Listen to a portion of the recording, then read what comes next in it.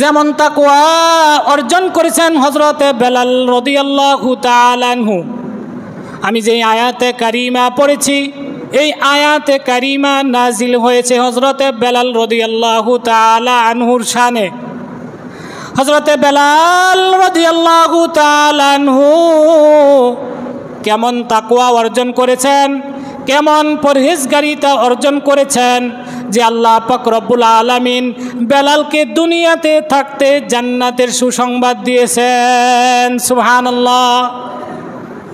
একবার আল্লাহর পয়গম্বর সাল্লাল্লাহু আলাইহি ওয়াসাল্লাম সাহাবাদের মাঝে বয়ান করতেছেন, ও আমার সাহাবীরা, তোমরা বেলালকে কত ছোট মনে করো। তোমরা অনেকেই বলেছ বেলাল তো হলো গোলামের সন্তান, গোলাম, যার কোনো আদনা বংশ পরিচয় নাই, যার কোনো নাম নাই, দাম নাই, যার কোনো অর্থ করি নাই। অথচ মানুষ আল্লাহ তাআলার কাছে অর্থ করির মাধ্যমে দামি হয় না। মানুষ আল্লাহ তাআলার কাছে উঁচু বংশের কারণে দামি হয় না, আরব অনারবের কারণে দামি হয় না। মানুষ আল্লাহ তাআলার কাছে দামি হয় তাকওয়ার মাধ্যমে। যেমন তাকওয়া বেলাল অর্জন করেছেন, এই বেলালের তাকওয়া অর্জনের কারণে আল্লাহ পাক রব্বুল আলামিন বেলালকে দুনিয়াতে থাকতে জান্নাতের সার্টিফিকেট দিয়েছেন। সুবহানাল্লাহ। আল্লাহর পয়গম্বর সাল্লাল্লাহু আলাইহি ওয়াসাল্লাম বয়ান করেন, ও আমার সাহাবীরা, যেই দিন আমি মেরাজে গিয়েছিলাম, হযরতে জিবরিল আমিন আলাইহিস সালাতু ওয়াস সালাম আমাকে সব কিছু ভ্রমণ করায়া দেখাইছেন। জান্নাত, জাহান্নাম, পুলসিরাত, আল্লাহ তাআলার আরশ সহ সব কিছু ভ্রমণ করায়া দেখাইলেন। কিন্তু যখন আমি জান্নাতের পাশ দিয়ে অতিক্রম করতেছিলাম, জান্নাতের ভিতরে কার জানি পায়ের আওয়াজ শুনতে পাইলাম। আমার মনের ভিতরে কৌতূহল জাগলো। এখনো পর্যন্ত দুনিয়া ধ্বংস হয় নাই, কিয়ামতের মাঠ কায়েম হয় নাই, বিচার ফয়সালা হয় নাই, কে জান্নাতি কে জাহান্নামী, এই বিচার ফয়সালা হওয়ার আগে জান্নাতের ভিতরে আমি কার পায়ের আওয়াজ শুনলাম। সুবহানাল্লাহ। আমি জিবরিল আলাইহিস সালাতু ওয়াস সালামকে ডাক দিয়ে জিজ্ঞেস করলাম, ভাই জিবরিল, এখনো পর্যন্ত দুনিয়া ধ্বংস হয় নাই, বিচার ফয়সালা হয় নাই, কোন ব্যক্তি জান্নাতে যাবে, কোন ব্যক্তি জাহান্নামে যাবে, এই ফয়সালা এখনো পর্যন্ত হয় নাই। জান্নাতের গেট এখনো পর্যন্ত কারো জন্য খোলা হয় নাই। কারণ আগে দুনিয়া ধ্বংস হবে, তারপরে বিচারের মাঠ, হাসরের মাঠ কায়েম হবে, তারপরে এনে ফয়সালা হবে কে জান্নাতে যাবে কে জাহান্নামে যাবে। দুইটা দল হওয়ার পর এক দল জান্নাতি, আরেক দল জাহান্নামী। কিন্তু এখনো বিচার ফয়সালা হয় নাই, কিন্তু জান্নাতের ভিতরে কার পায়ের আওয়াজ শুনলাম। সুবহানাল্লাহ। হযরতে জিবরিল আলাইহিস সালাতু ওয়াস সালাম ডাক দিয়ে বলেন, ইয়া রাসূলুল্লাহ, ওগো আল্লাহর পয়গম্বর, এইমাত্র আপনি জান্নাতের ভিতরে যার পায়ের আওয়াজ শুনলেন তিনি আর কেউ না, আপনার প্রিয় সাহাবী হযরতে বেলাল। সুবহানাল্লাহ। আল্লাহর পয়গম্বর সাল্লাল্লাহু আলাইহি ওয়াসাল্লাম অত্যন্ত আনন্দিত হলেন, খুশি হলেন, মদিনায় চলে আসলেন। মেরাজ শেষ হয়ে গেল। হযরতে বেলাল রাদিয়াল্লাহু তাআলা আনহুকে ডাক দিলেন, বেলাল, আসো, আমার কাছে আসো, এমন কোন আমল করো যেই আমলের বদৌলতে দুনিয়া ধ্বংস হওয়ার আগেও জান্নাতের ভিতরে তোমার পায়ের আওয়াজ শুনলাম। সুবহানাল্লাহ। এমন কোন আমল করো যেই আমলের বদৌলতে জান্নাতের ভিতরে তোমার পায়ের আওয়াজ শুনেছি। তুমি আমার ছাত্র, আমি তোমার শিক্ষক, আমি নবী, তুমি আমার সাহাবী, কিন্তু তোমার কাছ থেকে আমি জানতে চাই এমন কোন আমল করো যেই আমলের কারণে তুমি দুনিয়া থাকতেই আল্লাহ তোমাকে জান্নাতের সার্টিফিকেট দিয়েছেন। সুবহানাল্লাহ। এবার হযরত বেলাল রাদিয়াল্লাহু তাআলা আনহু ডাক দিয়ে বলেন, ইয়া রাসূলুল্লাহ, ওগো আল্লাহর পয়গম্বর, আমি বেলালের এমন কোনো আমল নাই, এমন কোনো নেক আমল নাই যেই আমলের কারণে আমি বেলাল জান্নাতে যেতে পারি। সুবহানাল্লাহ। নিজেকে কত ছোট মনে করে, কত তুচ্ছ তাচ্ছিল্য মনে করে। হযরত বেলাল রাদিয়াল্লাহু তাআলা আনহু নিজেকে ছোট মনে করে, তুচ্ছ মনে করে বলতেছে, আমার এমন কোনো আমল নাই যেই আমলের বদৌলতে আমি জান্নাতে যেতে পারি। সুবহানাল্লাহ। আর আমাদের মধ্যে দেখবেন এমন কিছু আমলধারী আছে, নামাজি আছে, যারা নামাজ পড়ে না তাদেরকে মানুষই মনে করে না, আছে কি না? যারা রোজা রাখে না, ইবাদত বন্দেগী করে না, নেশা করে, পাপের সাথে জড়িত, তাদের সাথে মিশতে চায় না, তাদেরকে মানুষ মনে করে না, এমন কিছু নামাজি আছে কি না? ইবাদত গুজারি আছে কি না? অবশ্যই আছে। অথচ আপনার জীবনে 60 বছরের আমল, একটা আমল কবুল হয়েছে এমন মানুষ, এমন গ্যারান্টি দিতে পারবেন কেউ? কখনোই না। জীবনের সর্বশেষ আমলটাই আল্লাহ তাআলার কাছে গৃহীত হয়। ইন্নামাল আমালু বিল খাওয়াতিম, জীবনের সর্বশেষ আমল আল্লাহ তাআলার কাছে গ্রহণযোগ্য হয়। এমনও তো হতে পারে, আল্লাহ মাফ করেন, আপনি 60 বছর যাবত ইবাদত করেন, 60 বছরের একটা ইবাদত আল্লাহর কাছে কবুল হয় নাই, আর যেই ব্যক্তি 60 বছরের একদিনও ইবাদত করে নাই, জীবনের শেষ মুহূর্তে একটা ইবাদত করেছে, সেই ইবাদতটা আল্লাহ তাআলার কাছে এমন কবুল হয়েছে যে আল্লাহ পাক রব্বুল আলামিন একটা ইবাদতের কারণে তাকে ঈমানি মৃত্যু নসিব করেছেন। সুবহানাল্লাহ। হতে পারে কি না? সুতরাং কোনো মানুষকে ঘৃণা করা যাবে না, পাপীকে ঘৃণা করা যাবে না, ঘৃণা করতে হবে পাপকে। ঘৃণা কাকে করতে হবে? পাপকে। এবার হযরত বেলাল রাদিয়াল্লাহু তাআলা আনহু ডাক দিয়ে বলে, ইয়া রাসূলুল্লাহ,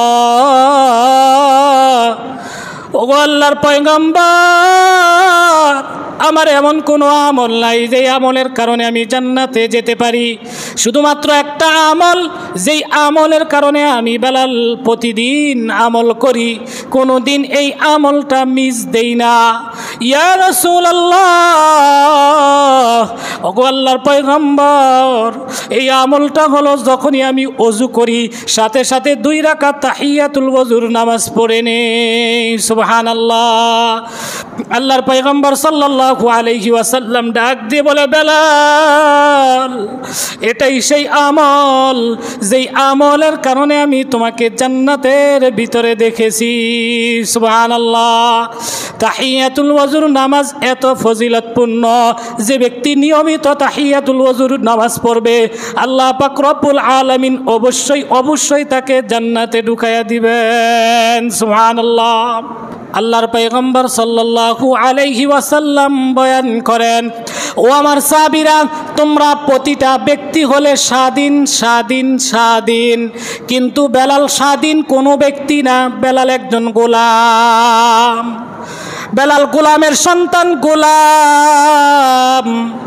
বেলাল ছিল উমাইয়া বিন খলফের গোলাম।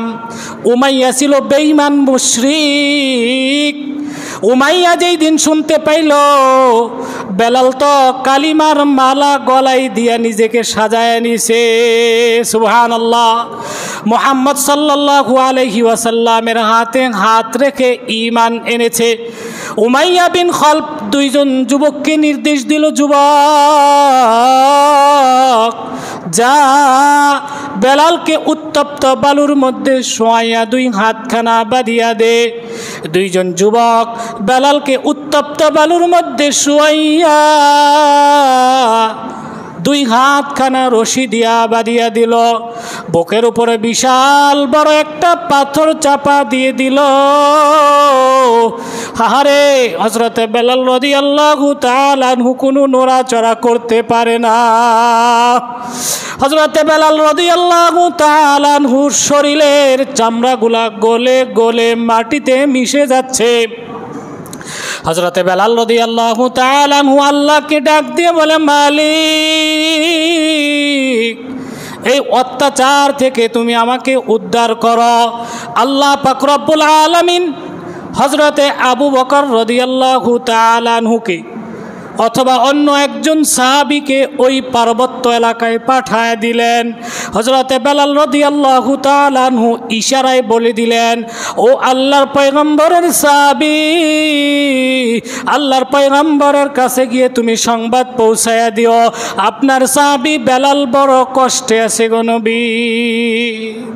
আল্লাহর পয়গম্বর সাল্লাল্লাহু আলাইহি ওয়াসাল্লামের কাছে সংবাদ পাঠানোর পর আল্লাহর পয়গম্বর সাল্লাল্লাহু আলাইহি ওয়াসাল্লাম ঘোষণা দিলেন, ও আমার সাহাবীরা, আমি নবী তোমাদের মধ্যে ঘোষণা দিচ্ছি, আমার বেলালকে যেই ব্যক্তি আমার কাছে ফিরাইয়া দিতে পারবে, অর্থাৎ তাকে স্বাধীন করে দিতে পারবে, আমি নবী তাকে সাথে নিয়ে একত্রে জান্নাতে যাব। সুবহানাল্লাহ। পাশেই বসা ছিলেন হযরতে আবু বকর রাদিয়াল্লাহু তাআলা আনহু। আবু বকর ডাক দিয়ে বলে, ইয়া রাসূলুল্লাহ, ওগো আল্লাহর পয়গম্বর, আমি আপনার ইজ্জতের কসম করে বলতেছি, যতক্ষণ পর্যন্ত বেলালকে আপনার দরবারে হাজির করতে পারবো না, ততক্ষণ পর্যন্ত আমি আবু বকর আপনার দরবারে হাজির হব না। সুবহানাল্লাহ। আবু বকর চলে গেল উমাইয়ার কাছে। উমাইয়া জিজ্ঞেস করে, তুমি কেন আনছ? কয়, আমি বেলালকে ক্রয় করার জন্য আসছি। কয়, না, সম্ভব না, বেলালকে ক্রয় করার জন্য প্রচুর টাকা লাগবে। আবু বকর প্রচুর টাকা দিয়ে বেলালকে ক্রয় করে নিয়ে আসলেন। আল্লাহর পয়গম্বর সাল্লাল্লাহু আলাইহি ওয়াসাল্লামের দরবারে যখন নিয়ে আসলেন, সেখানে সমস্ত সাহাবায়ে কেরাম বসা অপেক্ষা করতেছে কখন বেলাল আসবে। বেলালের শরীরের মধ্যে অত্যাচারের নিদর্শন লেগে আছে। জালেম উমাইয়া কি পরিমাণ অত্যাচার না তার উপরে করেছে, এমনকি তার জিহ্বার মধ্যে লোহার পেরাক পর্যন্ত ফুঁড়ে দিয়েছে। এই নিদর্শন দেখার অপেক্ষায় সাহাবায়ে কেরাম বসে আছে। যেই মাত্র আবু বকর রাদিয়াল্লাহু তাআলা আনহু বেলালকে নিয়ে আসলেন, বেলালের শরীরের মধ্যে অত্যাচারের নিদর্শন দেখে সমস্ত সাহাবীরা কাঁদে। আবু বকরও কান্দে, ওমরও কান্দে।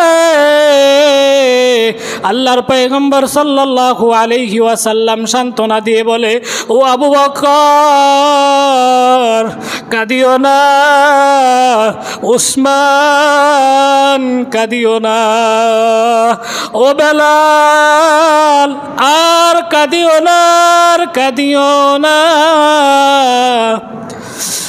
আমি নবীর জবানের মধ্যে আল্লাহ পাক রব্বুল আলামিন এমন একটা মেডিসিন তৈরি করে দিয়েছেন, এমন একটা ঔষধ তৈরি করে দিয়েছেন, তুমি বেলালের শরীরের মধ্যে লাগাইতে দেরি, তুমি বেলালের শরীর সুস্থ হইতে এক সেকেন্ডও দেরি হবে না। সুবহানাল্লাহ।